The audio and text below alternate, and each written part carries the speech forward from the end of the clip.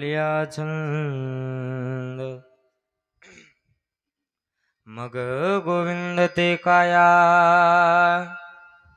भेद नाही देवातया आनंदिले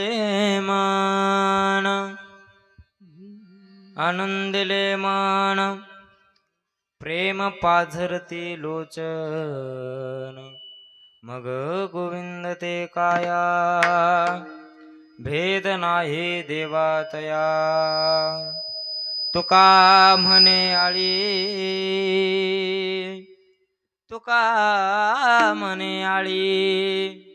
जीवे नुरे जीवे गळी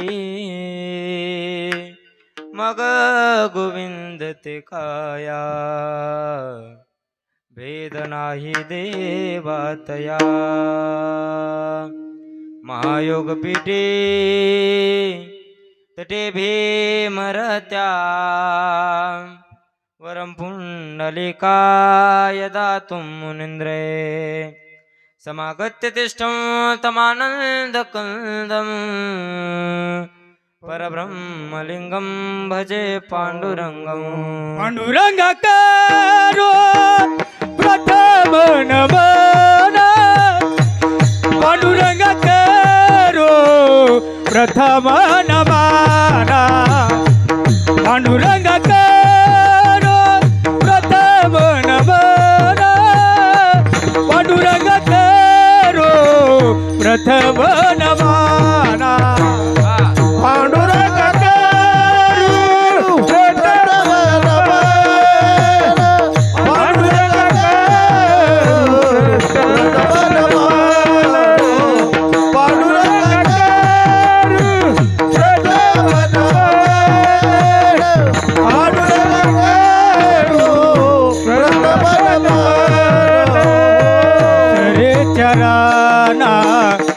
संतातिया दुसरे चरण संतातिया दुसरे चरण संतातिया दुसरे चरण संतातिया त्यांच्या कृपादाने कथेचा विचार त्यांच्या कृपादाने कथेचा विचारो त्यांच्या कृपादाने कथेचा विचारो बाबाजीचा गुरु दास का दुसरे चरण संतातिया दुसरे चरण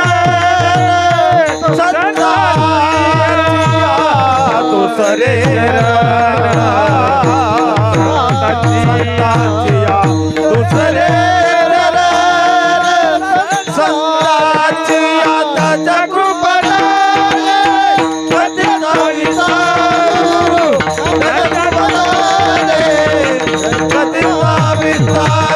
त्याच्या कृपेने कथेचा विचारो त्याच्या कृपेने कथेचा विचारो बाबाजी सद्गुरु दास तुका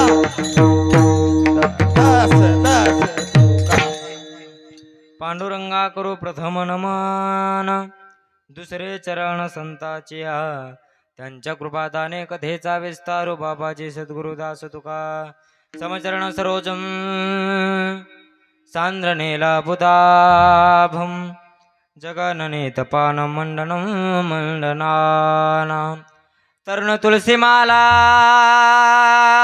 कंदरम कंजनेत्रम सदयदौलासं विठ्ठलं चिन्तयामि कलावट्ने जीवो धरार्थावतारं कलाङ्कांक्षतेजोदिकामोदिवक्त्रं कलानिशबाधा पनोदार्वदक्षं समाधिस्थमूर्तिं भजे ज्ञानदेवं मुक्ताबाई नमो त्रिभुवनपावनी अध्यत्र जननी देवाची सच्चिदानंद रूपाय विश्वोत्पत्त्यादि हेतवे तापत्रय विनाशाय श्रीकृष्णाय वयं नमः विठ्ठला विठ्ठला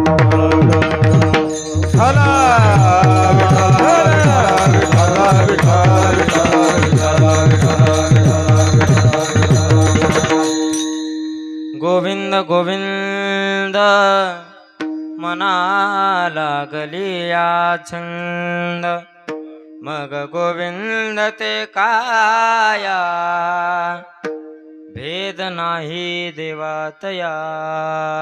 प्रस्तुत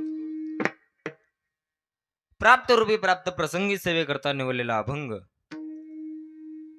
ज्ञान म्हटल्यानंतर ज्ञानेश्वर महाराज, प्रेम म्हटल्यानंतर नामदेव महाराज, शांती म्हटल्यानंतर शांती ब्रह्म एकनाथ महाराज आणि वैराग्य म्हटल्यानंतर जगद्गुरु जगतवंदनीय देऊचे संत.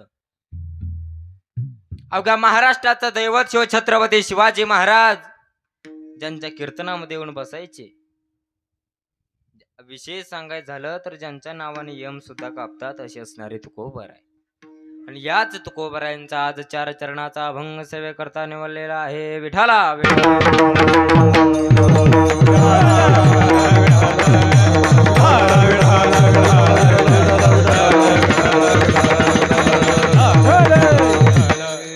गोविंद गोविंद मना लागलिया छंद मग गोविंद ते काया भेद नाही देवातया. प्रस्तुत सेवेला प्रारंभ करण्यापूर्वी थोडासा परिहार द्यायचा, तो असा की आजची सेवा केम निमित्त व कशा निमित्त थोडा विकू द्या. नॉर्मल श्री क्षेत्र दत्तापूर या नगरीमध्ये चालू असणारा अखंड हरिनाम सप्ताह आणि त्यातील आजची 6व्या दिवसाची कीर्तन रूपी सेवा, ज्यांच्यामुळे तुमच्या सर्वांच्या दर्शनाचा योग आला. तसं झालं तर तुमच्या गावामध्ये माझे 2रं कीर्तन 3रं कीर्तन असेल तरी ज्यांच्यामुळे तुमच्या सर्वांच्या दर्शनाचा योग आला, आपल्या गावचे सुपुत्र श्री हरिभक्त पारायण समाधान महाराज, तसेच आमचे बाळू महाराज गिरी आणि तसेच आजच्या कीर्तनाला उपस्थित असणारे तुम्ही सर्व टाळकरी माळकरी गुणीजन वर्ग, श्रोते वर्ग, कीर्तनकार, प्रवचनकार, भागवताचार्य, रामानाचार्य, टाळकरी माळकरी, मृदंगवादक, पेटी वादक, साऊंड सिस्टीम वाले, सरपंच, पोलीस पाटील, आमदार, खासदार, मुख्यमंत्री, जे कोणी कीर्तनाला उपस्थित असतील सर्वांचे अगदी मनापासून आभार मानतो आणि सेवेला प्रारंभ करतो. विठ्ठला विठ्ठला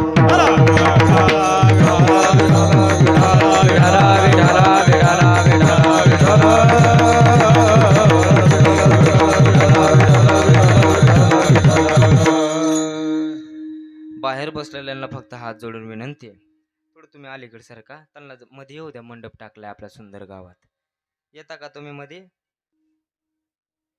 कोंबडी माहितीये त्यांना सांगायच्या अगोदर पटलं म्हणून ती मध्ये येईल.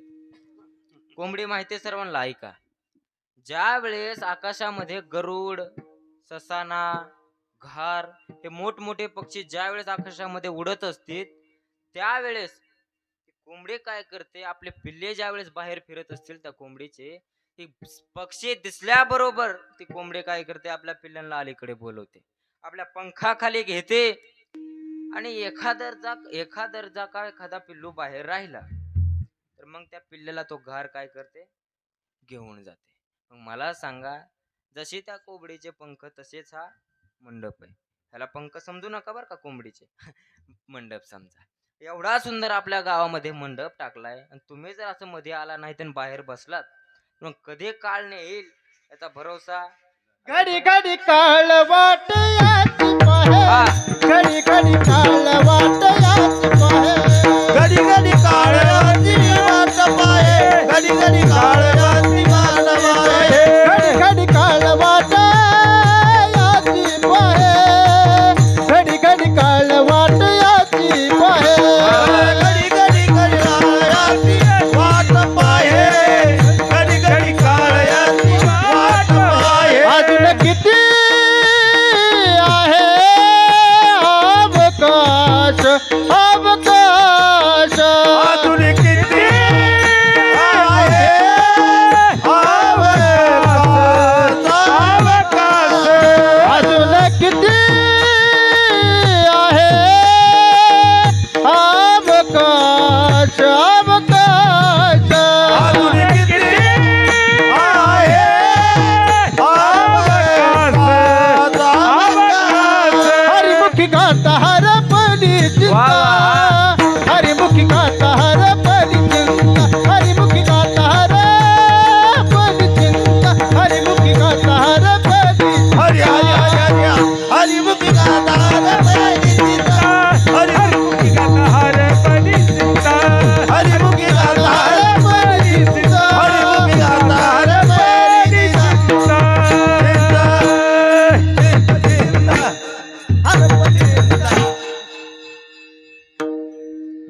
घडी काळ वाटयाची पाहे. काळ आपल्या सोबतच आहे आणि तो काळ केव्हा आपल्याला न्यायला येईल हे कोणी सांगू शकत नाही. मग तुकोबरायने काय म्हटले बघा, ज्यांना पटलं असेल त्यांनी मध्ये या, नाही बाहेरच बसा. तसं काय नाही, लोकाला सवय असते वाट्यावर बसायची, हच करायची सवय असते, काय असू द्या चलत राहत. सांगायचं तात्पर्य आजच्या अभंगामध्ये तुकोबाराय आपल्याला उपदेश करतात. उपदेश या प्रकरणाचा करतात काय का, गोविंद गोविंद मना लागलिया छंद. तुकोबाराय म्हणतात की त्या देवाचा एकदा का आम्ही गुण गायलं, त्या एकदा का देवाचं आम्ही रूप पाहिलं की आमच्या मनाला काय होतं, आनंद होतो, समाधान वाटतं म्हणे. तुकोबाराय म्हणतात त्या देवाचं रूप बघून आम्हाला छंद लागलाय. कशाचा? त्या देवाच्या नामस्मरणाचा. गोविंद गोविंद मना लागलिया छंद, मग गोविंद ते काया, भेद नाही देवातया. तुकोबाराय म्हणतात त्या देवाचं नामस्मरण करताना त्या देवाला एकदा का आम्ही शरण गेलं, मनाभावातून जर आम्ही त्या देवाला शरण गेलं की देवामध्ये आणि आमच्यामध्ये कुठल्याच प्रकारचा संबंध राहत नाही, उलट आम्ही स्वतः देव होतो म्हणले तुकोबाराय. पुढे चालून तुकोबाराय काय म्हणतात, पुढे चालून तुकोबाराय म्हणतात की तुकोबारायांचा शेवटच्या चरणामध्ये म्हणजेच काय म्हणतात तुकोबाराय, ज्याप्रमाणे भुंगा माहितीये तुम्हाला, भुंगा दत्तापूरकर, भुंगा माहितीये, बोलत चला तसं, हा एकट्यानं गुत घेतलं नाही मी तसं, सार्वजनिक सत्ता आहे, बोललं पाहिजे सगळ्यांनी. भुंगा, तो भुंगा काय करत असतो, घराला एक त्याचं बनवत असतो बघा, एक घर त्याचं, आणि त्याच्यामध्ये एक आळी आणतो आणि त्या घरामध्ये तो आळी ठेवतो. काय ठेवतो? आळी. तुम्हाला माहितीये ना, आळी ठेवत असतो. मग काय करतो, त्या भुंग्या त्या आळीला घेतो, घरामध्ये ठेवतो, फिराय जाणार येणार, फिराय जाणार येणार, परंतु प्रत्येक येण्या गणेश त्या भुंग्याला ती आळी, तो भुंगा त्या आळीला काय करणार, एक एक चोच मारणार. मग त्या आळीला एक ध्यास लागतो. आळीला कुठल्या प्रकारचा ध्यास लागतो, भुंगा येणार, आता मला चोच मारणार, निघून जाणार, पुन्हा आणखी येणार, चोच मारणार, निघून जाणार. ती आळी सतत त्या भुंग्याचं नामस्मरण करत असते. आणि कालांतराने एक दिवस असा होतो की ती आळी काय होते, भुंगिरीन होते, काहीतरी नाव आहे ते, भुंगाच होते, ती आळीन उडून जाते बघा. म्हणजे मला सांगायचंय तुम्हाला एवढंच की आळीनं त्या भुंग्याचं नामस्मरण केलं तर ती आळी भुंगा होते. मग आपण देवाचं नामस्मरण केल्यावर आपण देव का होणार नाही? विठाला बोलो विठाला,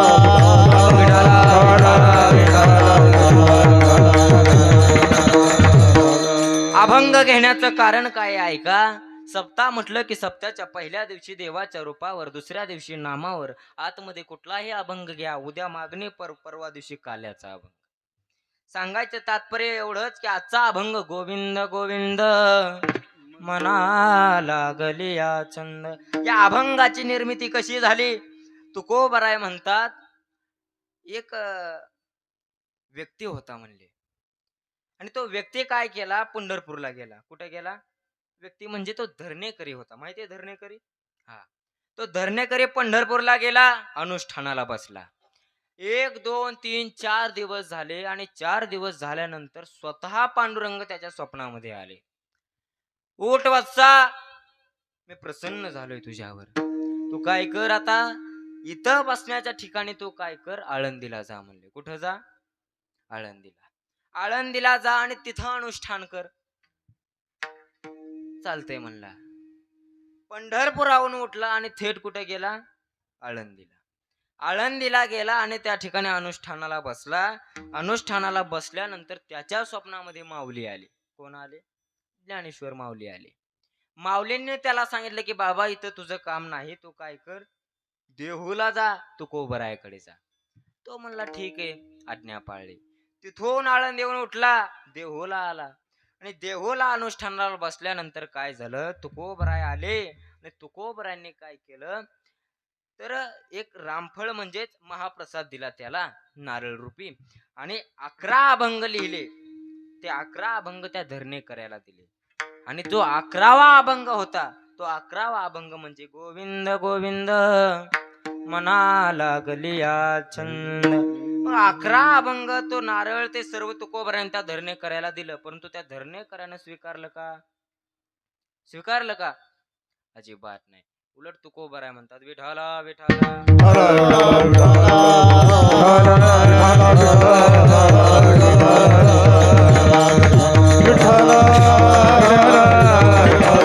तुकोबरायचं प्रमाण आहे देवाचे उचित भागवत अभंग. देवाचे उचित भागवत अभंग. महाफळ त्याग करून गेला. त्यानं महाफळाचा त्याग केला आणि निघून गेला. मग तुकोबराय म्हणतात प्रस्तुत अभंगामध्ये ऐका. पहिल्या चरणामध्ये तुकोबराय त्या नामाचं वर्णन करतात. नामाचं वर्णन या प्रकारे करतात की नामस्मरण कसं आहे. नाम हे नामात नाम आहे. नाम हे खऱ्यात खरंय. नाम हे बऱ्यात बरंय. नाम हे श्रेष्ठात श्रेष्ठ आहे. नाम हे मोठ्यात मोठे. विशेष नाम हे सोप्यात सोपे. मी बोलत नाही तुकोबराय हरिपाठात सांगतात. तुका म्हणे सोपे आहे सर्वाहुनी. तुका म्हणे सोपे आहे सर्वाहुनी. तुका म्हणे आहे सर्वाहुनी. तुका म्हणे आहे सर्वाहुनी. तुका म्हणे सोपे आहे सर्वाहुनी. तुका म्हणे सोपे आहे सर्वाहुनी. तुका म्हणे आहे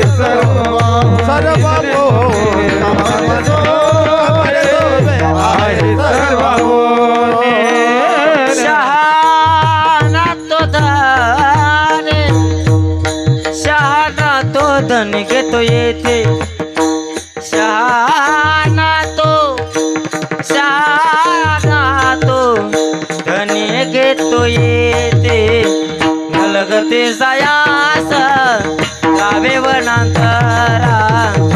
नलगते सायास जावे वनांतरा.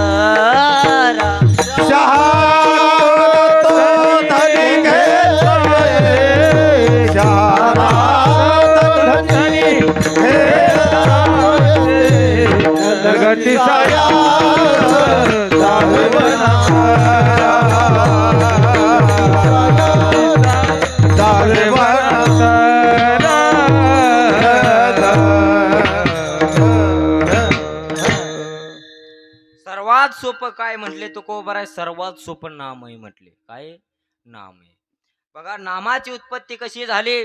सर्वात नाम सोपं आहे. फक्त 2 अक्षरी शब्द. किती. फक्त 2 अक्षरी. फक्त राम म्हणायचं. ज्याला राम म्हणता येत नसेल त्याने मरा म्हणा.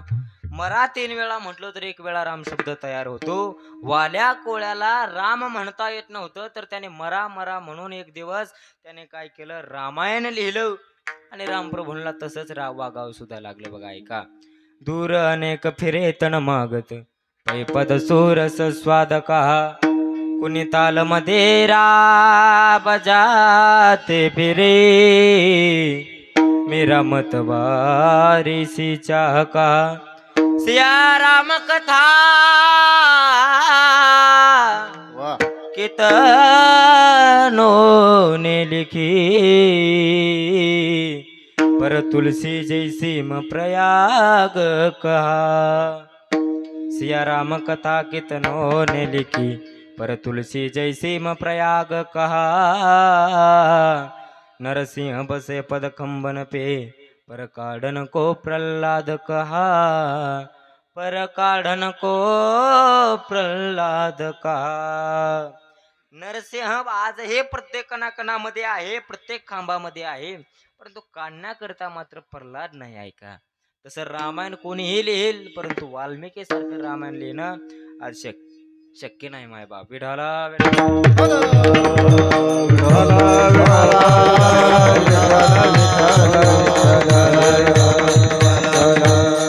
नाम हे सर्वात सोपे. तुकोबराने सुद्धा या नाम उठता बसता तुकोबरा देवाचं नामस्मरण करू लागले. परंतु बघा तुकोबरा एक दिवस असं झालं की तुकोबरांच्या घरी ब्राह्मण गेले. कोण गेले. ब्राह्मण. तुकोबरायांच्या घरी ब्राह्मण गेले असता ब्राह्मणाने विचारले की तुकोबराय कुठे आहेत. घरच्यांनी सांगितलं की महाराज बाहेर दिशेला गेले. बाहेर दिशा कळते तुम्हाला? कळते ना? हे भाषा भाषामध्ये फरक असतो म्हणून विचारलं. तसं म्हणाल तर मी तुमच्या शेजारचाच आहे. तसं काही नाही. हा कळतं तुम्हाला सगळं माझी भाषा. कारण भाषेमध्ये फरक आहे. आता तिकडं मी विदर्भ साईडला नागपूर अमरावती गेलं की त्यांची भाषा वेगळीच असते. मी तिथे गेल्याबरोबर तिथल्या लोक मला म्हणतात, बापू जेवण करून राहिला का तू? त्यांची भाषा आहे तशी.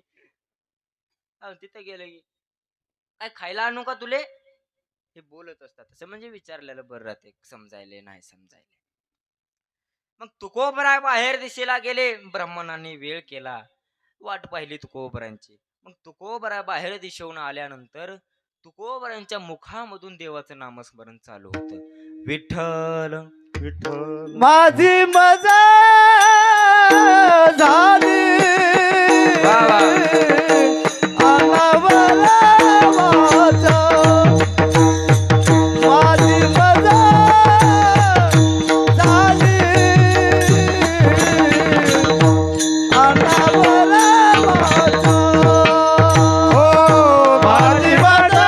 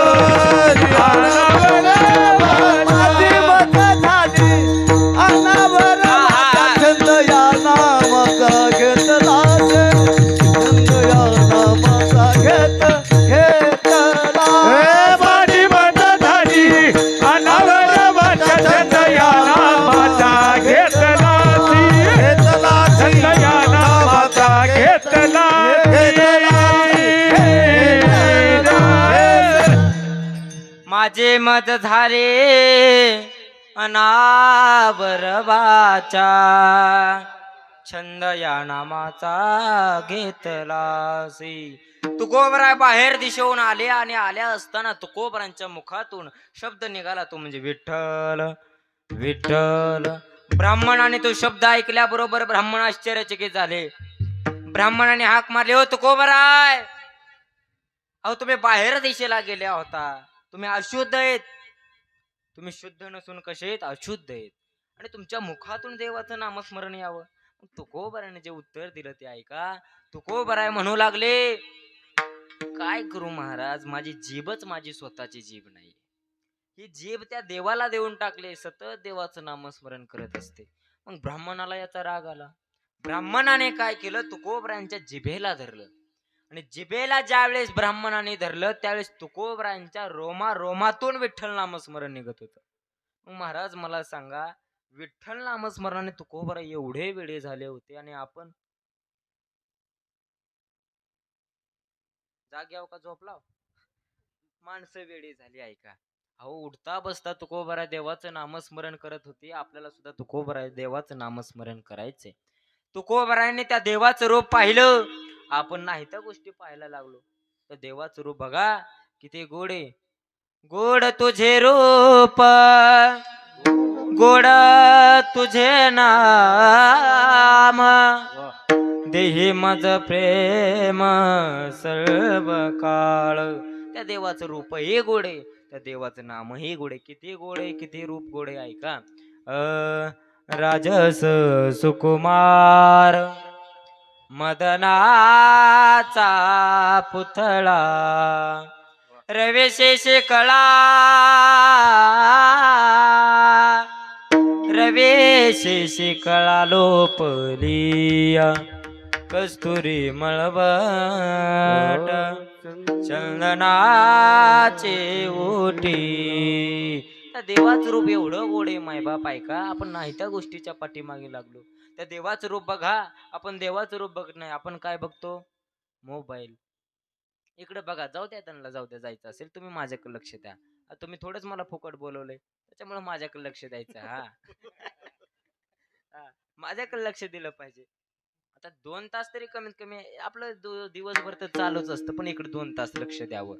भजन चालू झालं की हाताने टाळे मुखाने नामस्मरण करायचं. त्या देवाचं रूप पाहायचं सोडून हा समाज वेडा झाला, मोबाईल पाहायला लागला. तरुण पोरांचा बाजूला विषय सोडा, म्हातारे लोक मोबाईल न वेडे झाले. ज्याला मोबाईल म्हटलं काही कळत नाही ती सुद्धा, ज्याला ऐकू, ज्याला ते बोला येत नाही, ज्याला इंग्लिश कळत नाही ती सुद्धा, ज्याला डोळ्याला दिसत नाही ती सुद्धा त्या मोबाईलवर दाबते. लोक वेडे झाले मोबाईल ना. मोबाईल मुळे लोकांना आपली बायको कळना, आपला नवरा कळना, आपलं घर कळना, आपलं दार कळना. अवघड झालं मोबाईल मुळे. लोक एवढे वेडे झाले मोबाईल ना. एक माणूस रस्त्याने चालला होता, एवढा मोबाईल खेळायला, एवढा मोबाईल खेळायला, आणि मोबाईल खेळत असताना त्याला काय वाटलं, आपलंच घर आहे का की. असं घर होतं रस्त्याच्या बाजूला. एवढा फोन मध्ये गुंतला, त्याला वाटलं आपलंच घर आहे का की. त्यानं दरवाजा पुढे केलेला होता, दरवाजा उघडला आणि बस दिशा घरात शिरला. आता घरात शिरला, घरामध्ये होती तुमच्यासारखी एक महिला. आता त्या महिलेनं तरी यांच्याकडे पाहावं की नाही, पण ती सुद्धा मोबाईलच बघत होती. अवघड झालं. दोघं बी आले पण एकमेकाकडे बघायला तयार नाही. ही गडी सोफ्यावर बसला, ती किचन मध्ये गेली, ग्लास मध्ये पाणी आणलं, याला पाणी दिलं, दोघांनी बी पाणी पिलं, परंतु एकमेकाकडे बघायला तयार नाही. दोघंही फोन मध्ये व्यस्त. मग तितक्यात काय झालं, जे खरा घर मालक होता, जे खरा त्या पत्नीचा मालक होता, ती आला, पण ते बी फोनच खेळत आला. अवघड झालं. हे दोघं आधीच फोन खेळायला आणि तिसरं आलं, ती बी फोनच खेळत. मग आता ह्याला आपला रोजचा ठेपा माहित होता, बाबा हे आपलंच घर आहे, आपलीच बायको घरात राहते, हा त्याला माहित होतं. मग तो आला आणि दरवाजा समोर केलेला होता, दरवाजा उघडला आणि बस दिशा घरात शिरला. या 2 जोडीला पाहून त्याच्या मनात विचार आला आणि त्याने या दोघाला माफी मागितली, ती अशी, आय एम सो सॉरी, मी चुकीनं तुमच्या घरात शिरलो. आता मला सांगा, तसंच घर आहे, त्याची बायको आहे, त्याचे लेकर आहेत. लोक वेडी झाली बघा, एवढे वेळी लोक झाली फोन आणि बायको कळलं ना आपली. हा, एवढं माणसाने फोनच्या आरी जायचं नाही गड्यानो. हा, आपल्याला काय करायचंय, उठता बसता त्या देवाचं रूप बघायचंय. रूप पाहिल्यानंतर काय होतं महाराज ऐका, त्या देवाचं नाम घेतल्यानंतर काय होतं, जीवनात केलेलं पाप, सर्व पाप जळून ऐसे विठोबाचे नाम, ऐसे विठोबाचे नाम, ऐसे विठोबाचे नाम, ऐसे विठोबाचे नाम, ऐसे विठोबाचे नाम, ऐसे विठोबाचे नाम,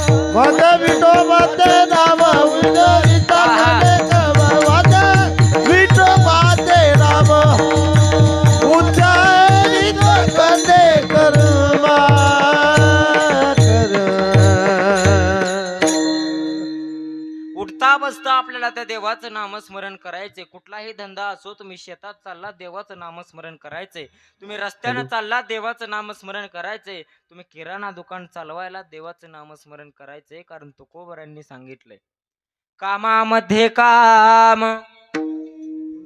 काहे मना राम राम, जाईल भवश्रम सुख होईल दुःखाचे.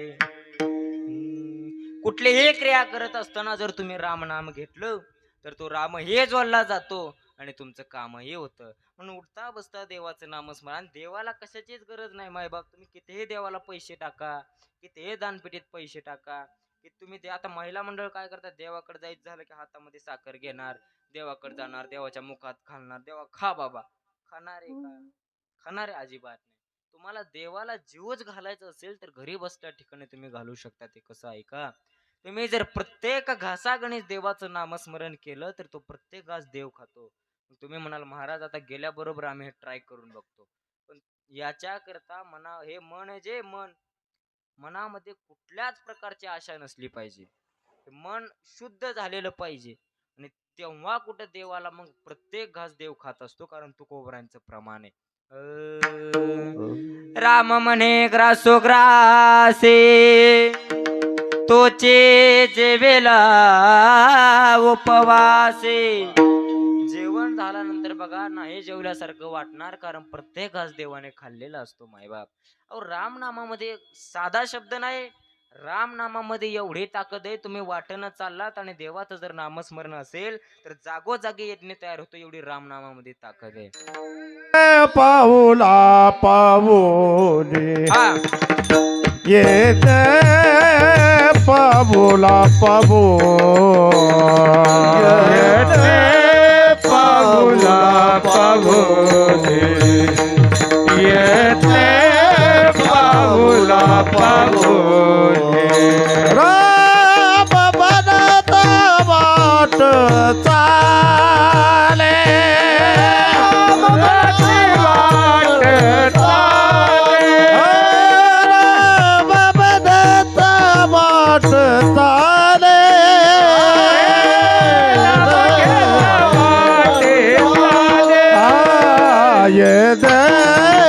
पाबुला पाबोले येते पाबुला पाबो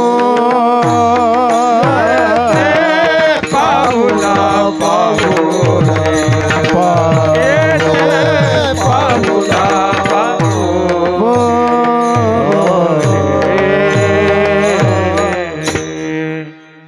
राम म्हणे वाट चाले यज्ञ पाऊला पाऊली. जाताना जर तुम्ही प्रत्येक पावला गणेश जर जागोजागीत यज्ञ तयार होतो. एवढी राम नामामध्ये ताकद आहे. म्हणून उठता बसता आपल्याला फक्त देवाचं नामस्मरण करायचंय मायबाप. देवाला कशाचीच गरज नाही. देवाला जर तुम्ही फक्त मनाभावातून या मनाला शुद्ध करून देवाला जर तुम्ही तुका म्हणे चित्त करार निर्मळ तुका म्हणे चित्त करार निर्मळ तुका म्हणे चित्त करार निर्मळ तुका म्हणे चित्त करार निर्मळ म्हणे चित्त करार निर्मळ तुका म्हणे चित्त करार निर्मळ तुका म्हणे चित्त करार निर्मळ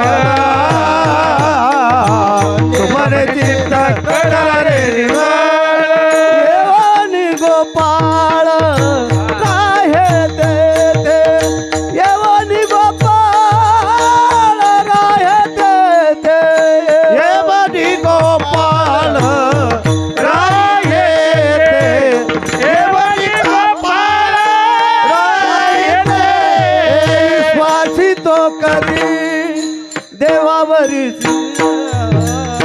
विश्वासी तो करी स्वामीवरी सत्ता विश्वासी तो करी स्वामीवरी सत्ता विश्वासी तो करी स्वामीवरी सत्ता सत्ता विश्वास रे घरी स्वामीवरी धरला विश्वास रे घरी स्वामीवरी धरला विश्वास रे घरी स्वामीवरी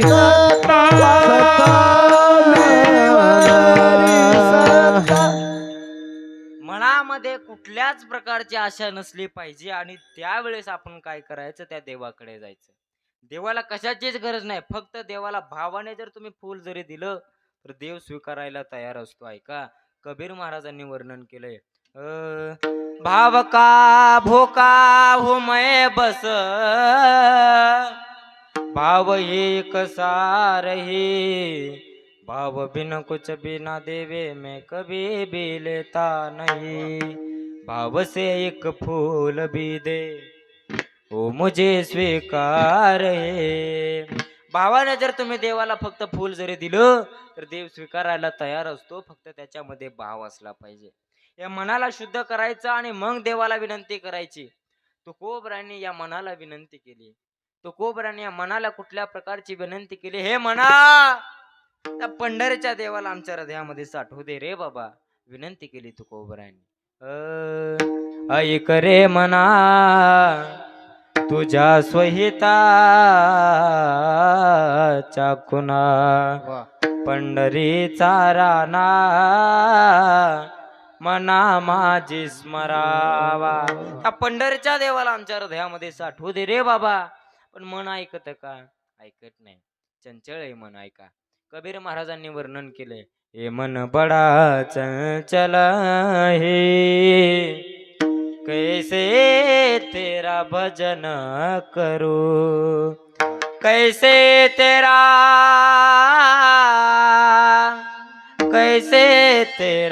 भजन करू. देवा, हे मन खूप चंचल आहे रे बाबा, मी याच्यातून तुझं नामस्मरण कसं करू? ऐका, मन किती चपळ आहे, किती चंचल आहे, एका चालीतून तुम्हाला कळन. मन चंचल चपळ जातो येताना घ्यावे मला चंचल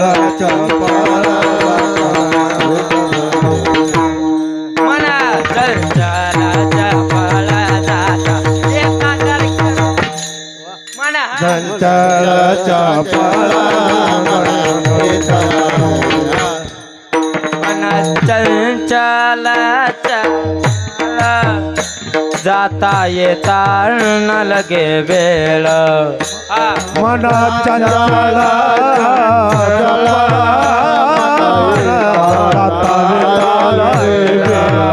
मन चंचल चपळ जाता येता न लगे वेळ वेळ. मन चंचल वेता लागे वेळ. मन चंचल चपळ जाता येता न लगे मन चंचल चपळ मन चंचल चपळ जाता येता न लगे मन चंचल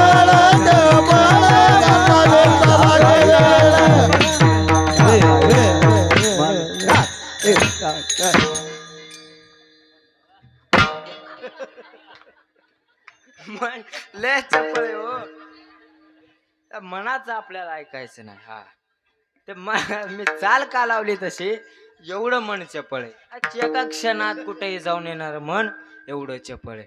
मग तुकोबराय म्हणतात, या मनाला छंद लावायचा म्हटले. माणसाला छंद लागतो कुठल्याही प्रकारचा. छंदामध्ये सुद्धा दोन प्रकार आहेत बघा, एक सांसारिक छंद आणि दुसरा पारमार्थिक छंद. सांसारिक छंद असा आहे, काहींना सिनेमा बघायचा छंद असतो, काहींना नाटक बघायचा छंद असतो, काहींना जास्त जेवण करायचा छंद असतो, काहींना जास्त कपडे घालण्याचा छंद असतो. जरी रोज जेवढे मोठे घरात कपडे असले तरी कपडेच घ्यायची इच्छा असते. ज्यावेळेस तो माणूस निघून जाईल त्याला लाकडाची सुद्धा गरज नाही लागणार, एवढे कपडे. एवढे कपडे माणसाला काय करायचंय? हा, काहीला जेवणाची छंद असतो, काहींना क्रिकेट खेळण्याचा छंद असतो, काहींना क्रिकेट बघण्याचा छंद असतो. हे कसे झाले छंद? व्यावहारिक सांसारिक छंद झाले. परंतु तुकोबराय म्हणतात पारमार्थिक छंद कुठला आहे? हा, परमार्थिक छंद कुठला आहे?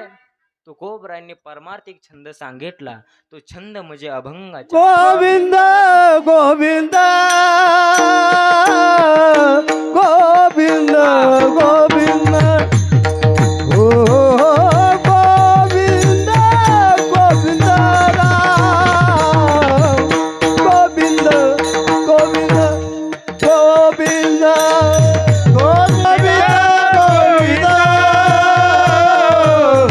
गोविंद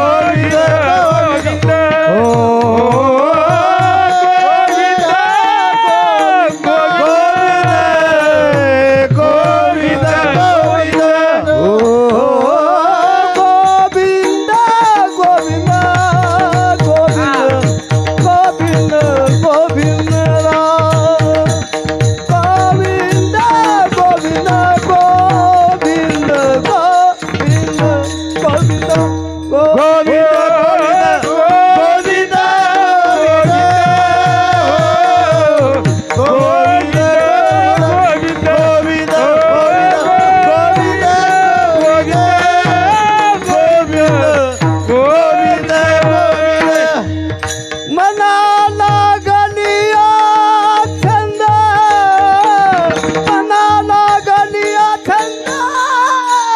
मग गोविंदाची काया मग गोविंदाची काया मग गोविंदाची काया मग गोविंदाची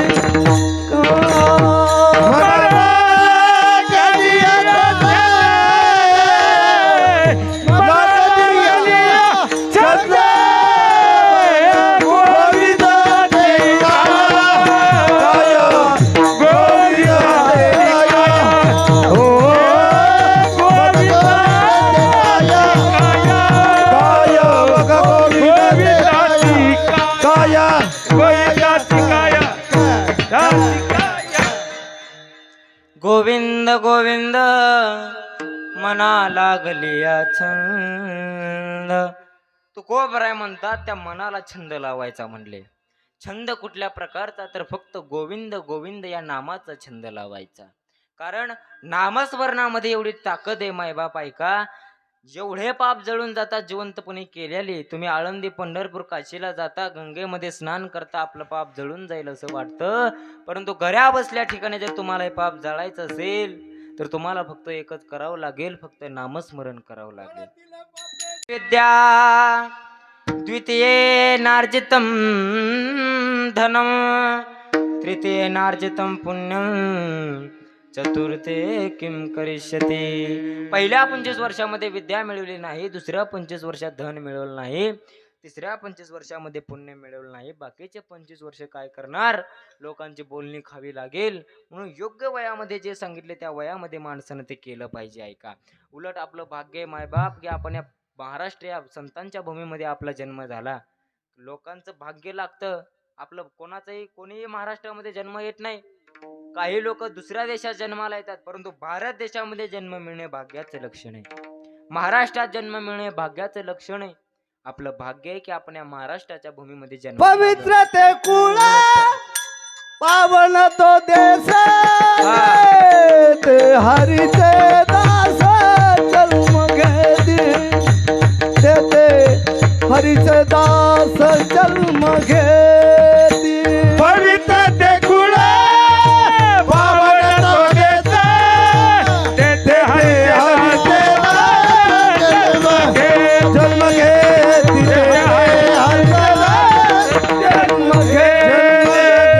जन्म जन्म पवित्र ते कुळ पावन तो देश जेथे हरीचे दास जन्म घेती. पवित्र असणाऱ्या भारत देशामध्ये संतांचे अवतार होतात, देवांचे अवतार होतात. मला एक सांगा, तुम्ही दुसऱ्या देशामध्ये संतांचे अवतार आहेत का? देवांचे अवतार आहेत का? अजिबात नाही. फक्त भारत देश असा आहे की भारत देशामध्ये संतांचे अवतार झाले, देवांचे अवतार झाले. मायबाप ऐका, एकदा काय झालं, मी अमेरिकेला गेलो होतो कीर्तनाकरिता. कुठं? असं वर्णन केले ऐका. भरतखंडे नरदेह प्राप्ते हे तो परम भाग्याचे संपत्ती ते विवेको परमार्थी त्याचा वशवर्ती मी परमात्मा. भारत देशाविषयी जन्म मिळणे भाग्याचं लक्षण आहे मायबाप. ऐका आपलं काहीतरी भाग्य आहे की आपण या महाराष्ट्राच्या भूमीत या पवित्र असणाऱ्या भारत देशामध्ये आपल्याला जन्म मिळाला. आपलं काहीतरी पूर्वजन्मीचं भाग्य आहे की आपण या महाराष्ट्राच्या भूमीमध्ये जन्माला आलो. विठाला विठाला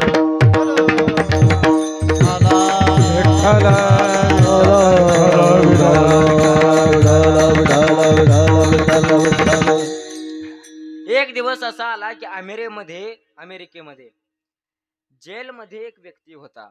उद्याचा दिवस होता, उद्या त्याला फाशी होणार होती.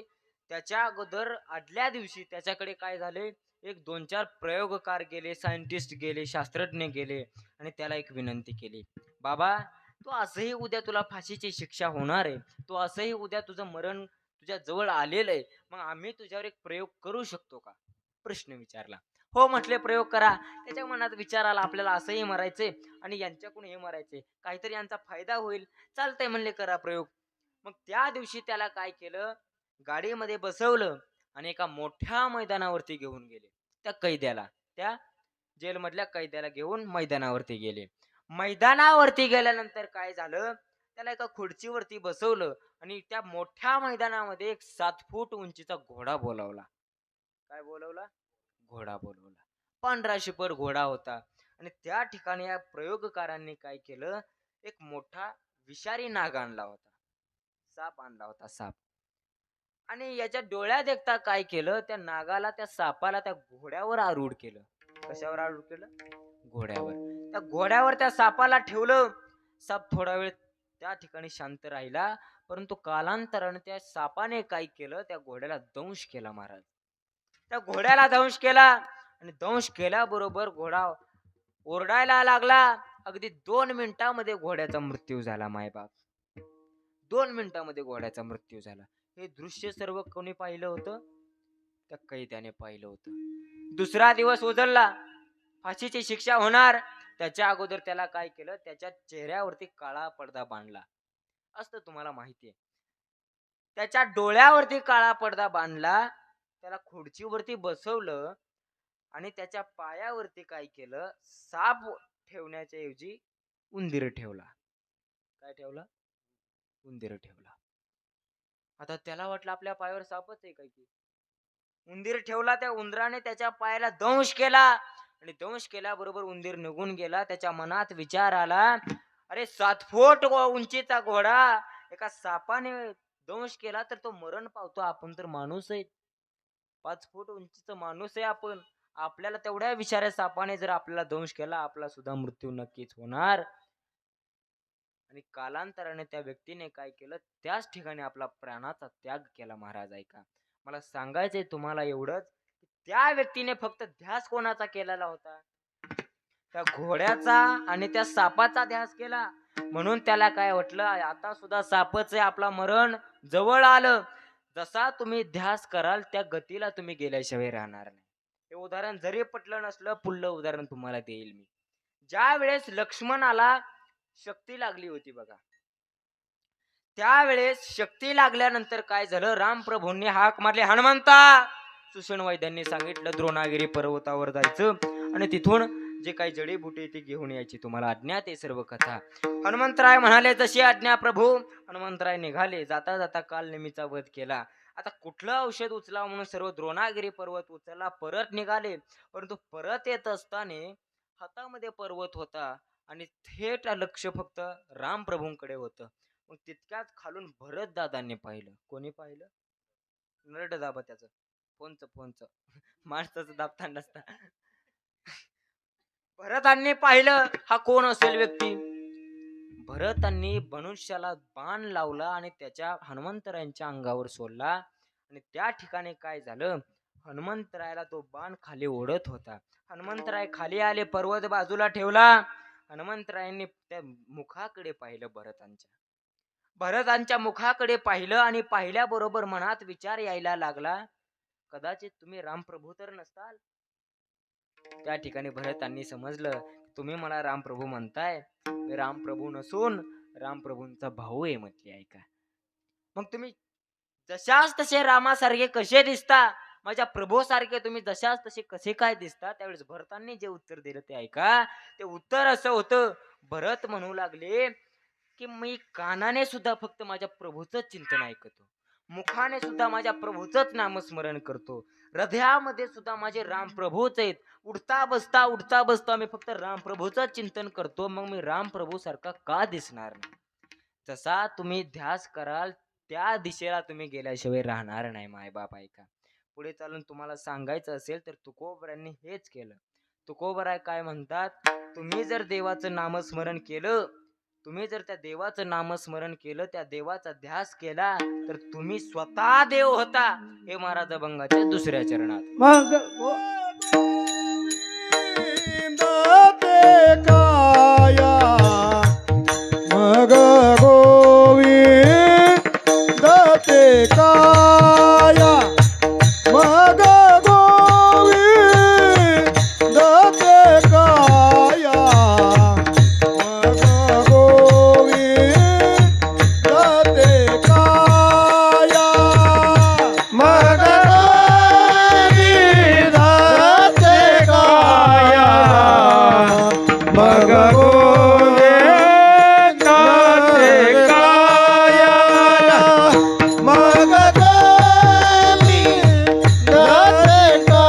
काया मग गोविंद ते काया मग गोविंद ते काया मग गोविंद ते काया मग गोविंद ते काया हो गोविंद ते काया मग गोविंद ते काया मग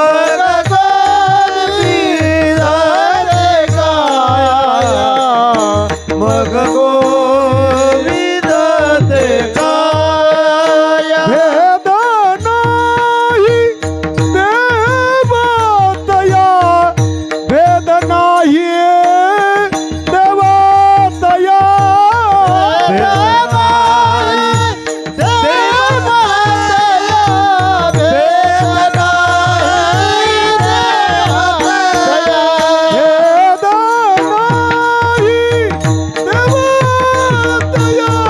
भेद नाही देवतया भेद नाही देवतया भेद नाही देवतया भेद भेद नाही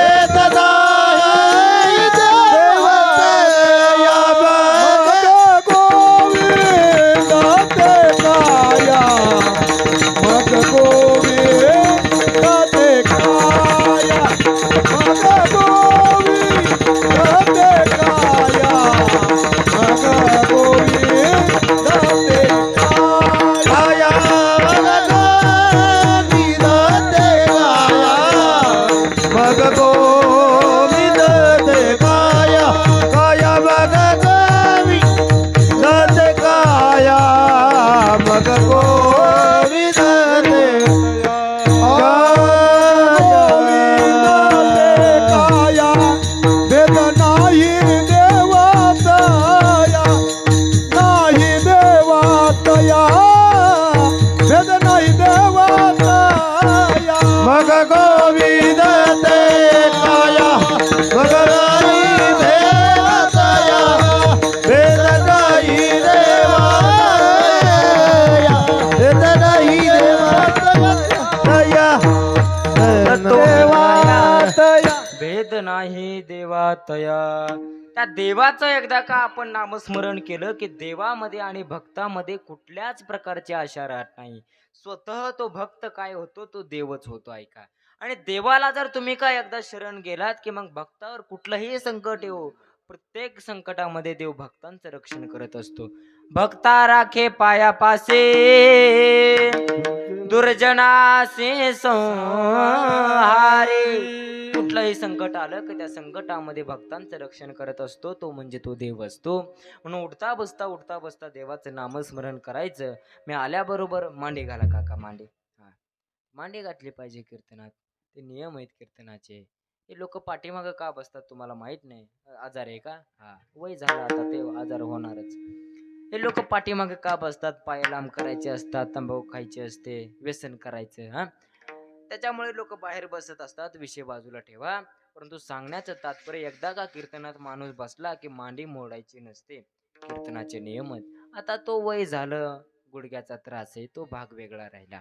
परंतु ऐका, मी आलंच तसं तुम्हाला एवढंच म्हणतोय की बाबांनो, हाताने टाळी वाजवा, मुखाने नामस्मरण करा.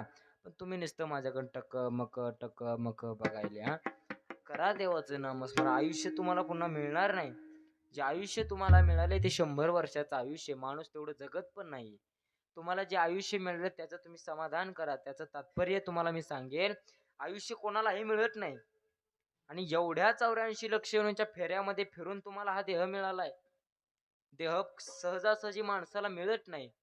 झाडामध्ये 30 लाख वेळा जन्म घ्यावा लागतो. वृक्षामध्ये 11 लाख वेळा किड्या मुंग्यामध्ये जन्म घ्यावा लागतो.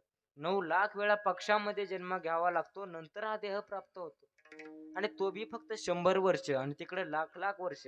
मग तुम्हाला मी सांगेल, हा देह फुकट घालवायचा नाही. अहो, या देहाची इच्छा देव करतात. स्वर्गीचे अमर इच्छिता ते देवा, मृत्यू लोके बाबा जन्म. स्वर्गातले देव या देहाची इच्छा करतात. मग आपलं भाग्य आहे काहीतरी की आपल्याला हा देह प्राप्त झाला.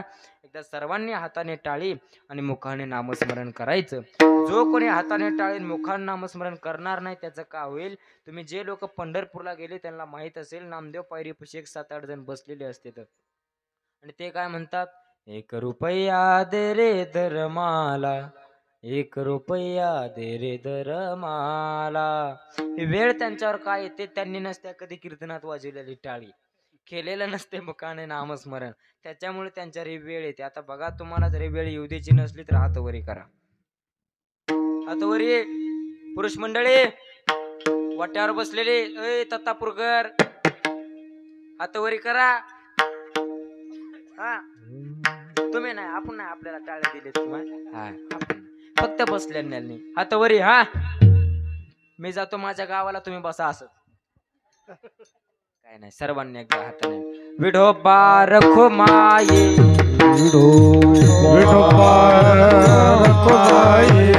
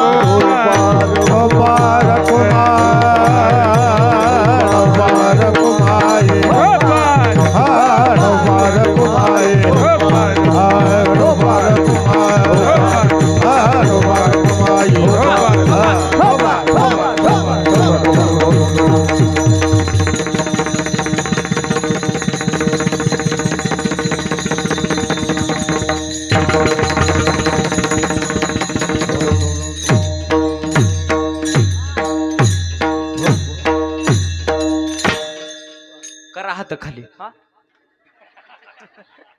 ठीक आहे. त्यावेळेस देव द्वारकेचा राणा पांडवा घरी, ज्ञानदेव म्हणे व्यासाची खुना.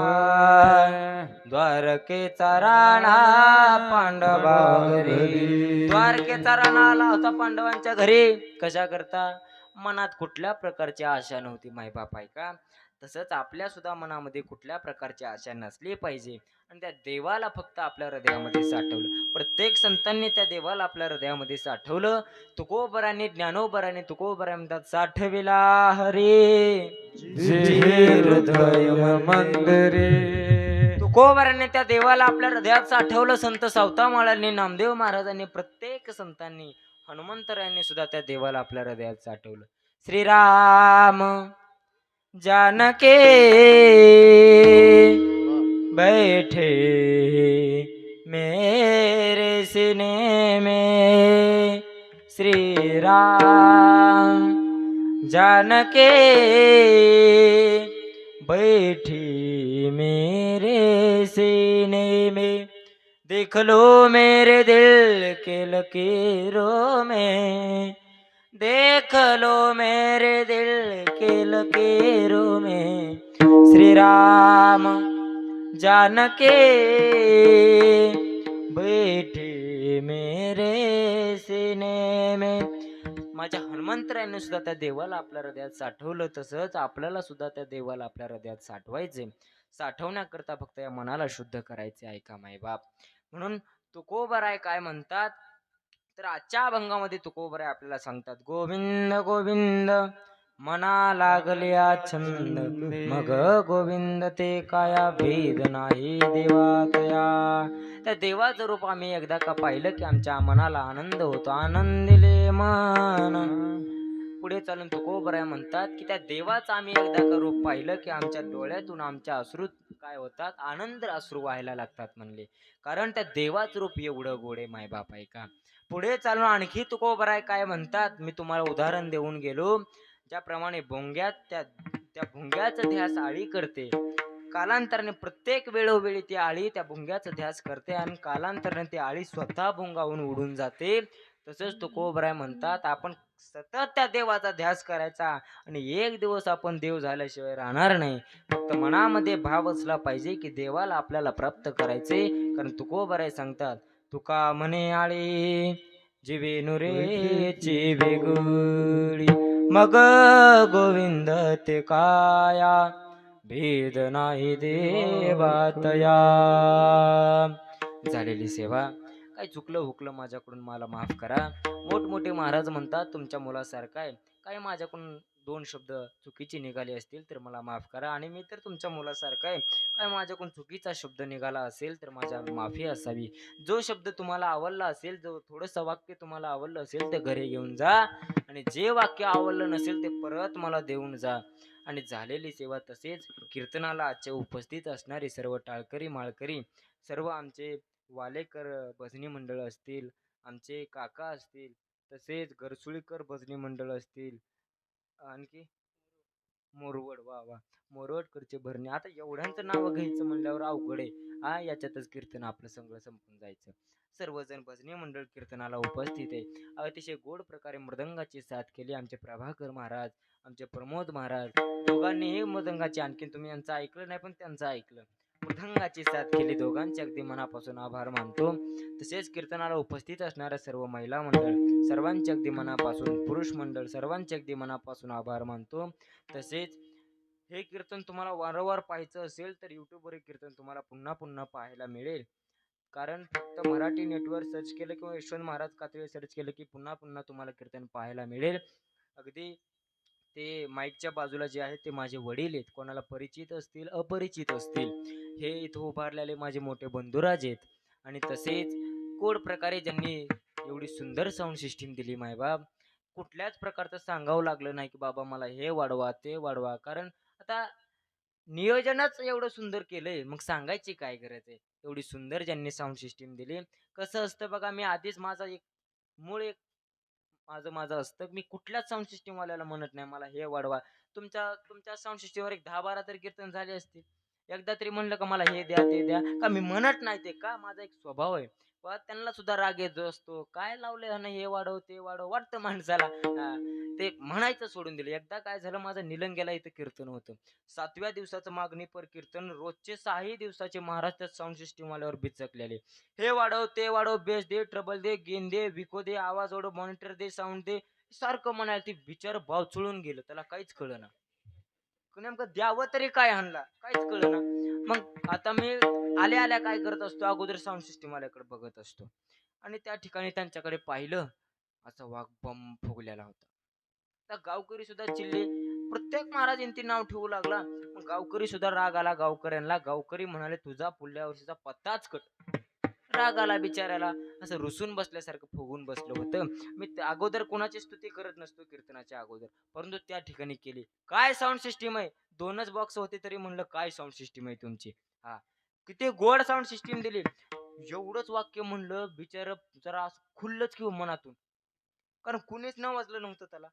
खुललं मनातून, मनातून जी खुललं, मग त्यानं आवाज जे दिला म्हणता मला सांगायचीच गरज लागली नाही बाबा, हे दे ते दे. आणि शेवटी बी मी भरपूर स्तुती केली. मग गावकरी म्हणाले, महाराज तुमचं एवढं कीर्तन सुंदर झालं, एवढी त्यांची स्तुती केली. पुढल्या वर्षी काय, दरवर्षी त्यांची साऊंड सिस्टीम बुक. मग तर लयच खुश झाला बिचारा. कीर्तन झालं, सर्व दर्शन करून गेले, ती बिचारा एकटंच माझ्यापाशी आलं. मी बसलेलो होतो, माझ्या कानात म्हणू लागलं, महाराज लय उपकार झाले तुमचे, म्हणू लागलं मला. रोजचा महाराज ते माझ्यावर सारखं चिडचिड करावं लागला, पण तुम्ही एवढं सुंदर माझी स्तुती केलात, मनापासून आभार. आणि त्यानं काय केला, तेवढ्या आनंदाच्या भरामध्ये खिशामध्ये हात घातला.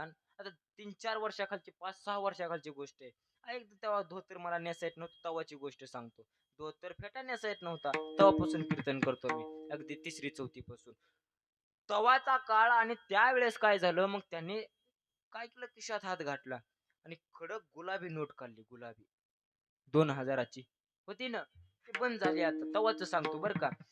काढली नोट आणि माझ्या हातात दिली. तुम्ही मनावर घेऊ नका. नसता आता 500ची चालू आहे म्हणून काढता आणि खिशातून धरा बाबा, तुमचं लय स्तुती केला, तसं काय नाही, आपलं बोलणं मनावर घ्यायचं नाही. हा, मला सांगायचं एवढंच, गोड प्रकारे साऊंड सिस्टीमची साथ केली. सर्व पुरुष मंडळ, महिला मंडळ सर्वांचे अगदी मनापासून आभार मानतो. पेटी वादक असतील, सर्व आप्पा असतील, सर्व गडसुळीकर असतील, सर्व दत्तापूरकर असतील, सर्वांचे अगदी मनापासून आभार